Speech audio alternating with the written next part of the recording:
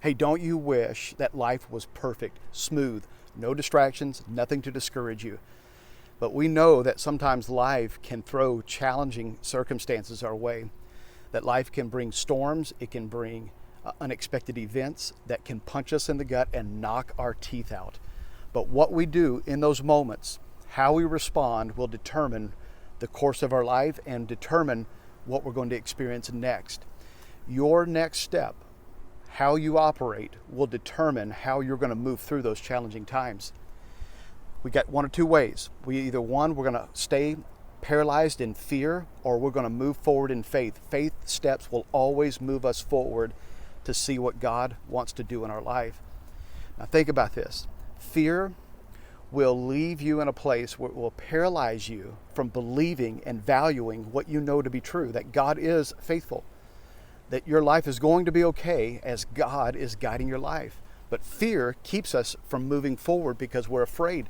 We're waiting for the other foot to drop. We're waiting for something else to go wrong in our life. I wonder, are you looking forward in your life? Are you waiting for the other foot to drop? Are you just bracing yourself, bracing for the impact for something else to go wrong? Or are you making steps of faith forward? Secondly, here's what it does. Fear will cause us to despair our future.